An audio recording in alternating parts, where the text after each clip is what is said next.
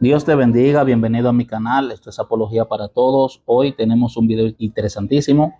Vamos a seguir hablando sobre el ministerio de la mujer, vamos a tocar 1 Timoteo 2:12 nuevamente.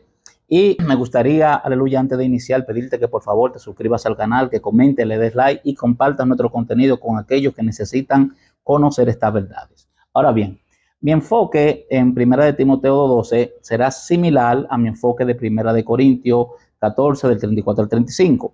Pero antes de iniciar, vamos a leer el pasaje para más o menos tener una idea de qué dice y así poder desarrollar lo que vamos a hablar. Dice, la mujer debe aprender en quietud y con plena sumisión. No permito que una mujer enseñe o domine a un hombre. Aquí la palabra dominar es autenten andros, sino que esté en quietud.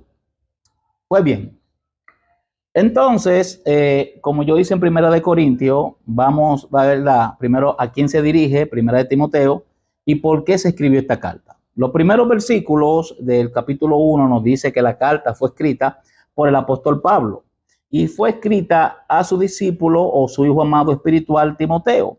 Cuando Timoteo estaba ministrando en Éfeso, era básicamente un representante de Pablo. Y de inmediato podemos ver la preocupación de Pablo y podemos ver la razón por la que escribió esta carta a la iglesia de Éfeso.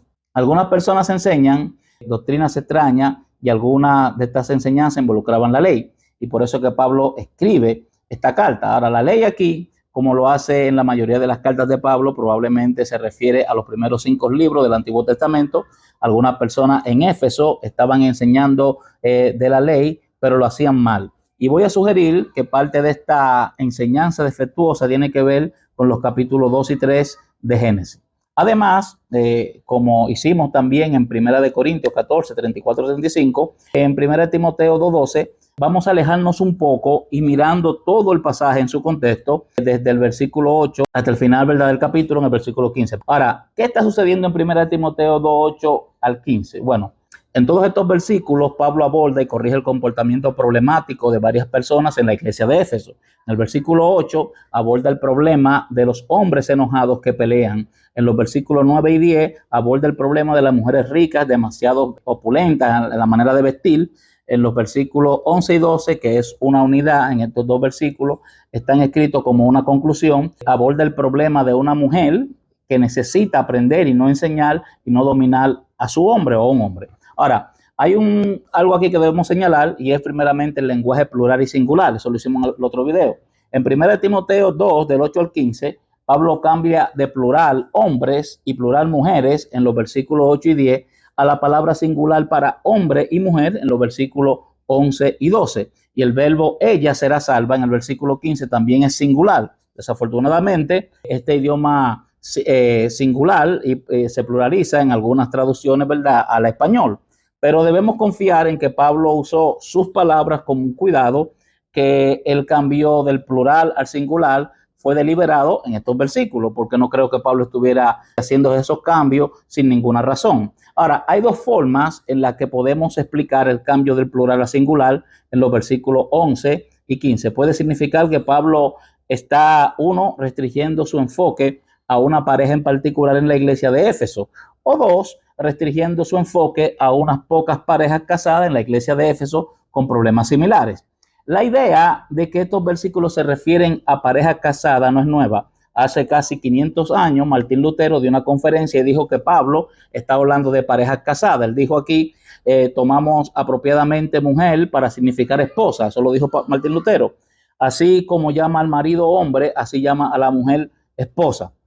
Entonces, sugiero que 1 Timoteo 2, del 11 al 12, se trata de una esposa en la iglesia de Éfeso que necesita aprender. Y presuntamente necesitaba aprender con precisión las escrituras, como Génesis 2 y 3. Y la doctrina cristiana, aleluya, en base a ese texto. Y como alguien que todavía necesita aprender, esta mujer no estaba lista para enseñar. Entonces Pablo le dice a Timoteo que no se le permita enseñar. Eso tiene mucho sentido. Ahora, hay una palabra aquí que es muy importante, que es la palabra autenten. Eso está en 1 Timoteo 12. Pablo también dice que a una mujer no se le permite dominar a un hombre, que probablemente sea su esposo. La palabra griega autenten se refiere a un tipo de comportamiento que es inaceptable por parte de cualquier persona, especialmente de los cristianos.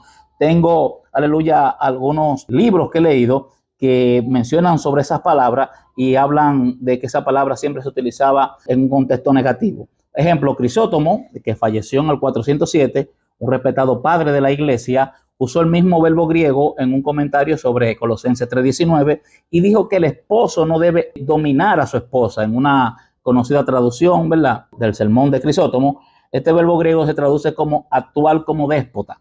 Ahora, autentein no está relacionado con la palabra común para autoridad. En los textos antiguos, la palabra autoridad no era la palabra autentein. La palabra autentein se usaba típicamente para referirse a alguien o algo como deidades o planetas que ejercía pleno poder. En las relaciones humanas, la palabra se usaba para el comportamiento coercitivo, controlador, dominador o incluso despótico, que es inaceptable de una mujer o un hombre o de una esposa o un esposo. Como he dicho, Primera de Timoteo 2, del 8 al 15, es Pablo abordando el comportamiento problemático. Estos versículos no contienen su enseñanza general sobre el ministerio, pero luego se vuelve un poquito difícil. En el verso 13 y 14, acá se menciona porque Adán fue formado primero y luego Eva, y Adán no fue engañado, sino que la mujer fue engañada y transgredió. Pablo continúa en 1 de Timoteo 2, 13 y 14 y da declaraciones resumidas de los capítulos 2 y 3 de Génesis. No está claro por qué Pablo menciona a Adán y Eva. Pablo no dice por qué menciona a esta pareja. Mucha gente entiende que la palabra traducida como por qué en el principio de 1 de Timoteo 2:13 significa necesariamente por qué, y que los versículos 13 y 14 son las razones de Pablo por las que una mujer no puede enseñar. Sin embargo, la palabra griega detrás de la palabra por qué, la palabra griega gar se usa con frecuencia en el Nuevo Testamento para introducir información de fondo adicional. Esta información es a veces del pasado y ocasionalmente del Antiguo Testamento. A veces esta información de fondo con la palabra gar es casi un paréntesis y se da como una parte. Entonces es posible que Pablo haya mencionado a Adán y Eva para proporcionar a Timoteo una corrección a la enseñanza defectuosa de la ley por parte de una mujer, particularmente una versión corrupta de Génesis 2 y 3, que le dio a Eva superioridad sobre Adán. Hubo algunas interpretaciones extrañas de Génesis 2 y 3 en el primer siglo y en los siglos posteriores. Pablo podría haber estado simplemente dejando las cosas claras en los versículos 13 y 14. Adán fue formado primero, luego Eva, y Adán no fue engañado, sino Eva. Esto es lo que nos dice Génesis capítulo 2 y 3, y Pablo no está diciendo nada nuevo aquí. Hay más que puedo decir sobre los versículos 13 y 14, pero necesito pasar al versículo 15. En 1 de Timoteo 2:15, santidad y moderación. Sin embargo, se salvará engendrando hijos si persiste en la fe, el amor y la santidad con moderación. 1 de Timoteo 2:15. 1 de Timoteo 2:15 es un versículo difícil de descifrar, pero puede tratarse del comportamiento dominante de una mujer hacia su esposo.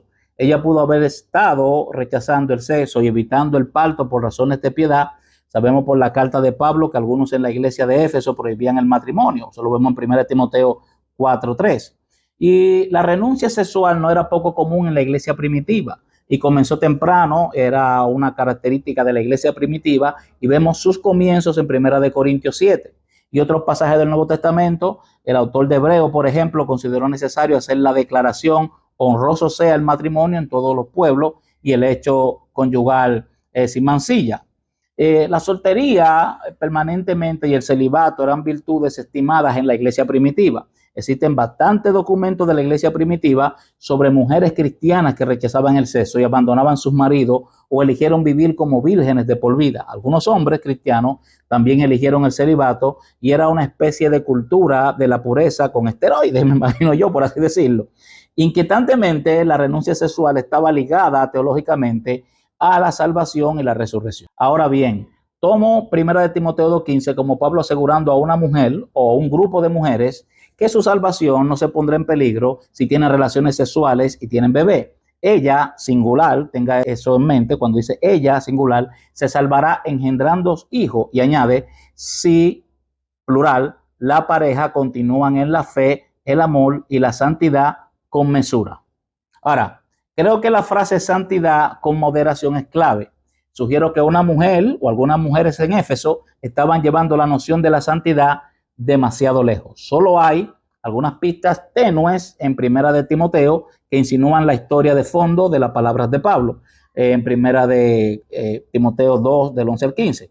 Pero lo cierto es que Pablo desde los versículos 8 al 15 está abordando el problema de comportamientos de hombres y mujeres. Entonces, tanto en primera de Timoteo 2, del 8 al 15, como en primera de Corintios 14, del 26 al 40, Pablo abordó y corrigió el comportamiento problemático y ofreció ánimo. Entonces, tanto en primera de Timoteo 2, del 8 al 15, como en primera de Corintios 14, del 26 al 40, Pablo abordó y corrigió el comportamiento problemático y ofreció ánimo. Estos dos pasajes trataban de problemas en la iglesia de Éfeso y en la iglesia de Corintios. Y podemos y debemos extraer el principio de estos pasajes, pero en general no representan los pensamientos generales de Pablo sobre el ministerio. Vamos a dejar el video hasta acá. En el próximo video vamos a tocar otros aspectos del pasaje. Espero que el video haya sido de bendición y que tú puedas sacarle provecho a estas verdades que estamos enseñando a través de este canal. Dios te bendiga y nos vemos en el próximo video.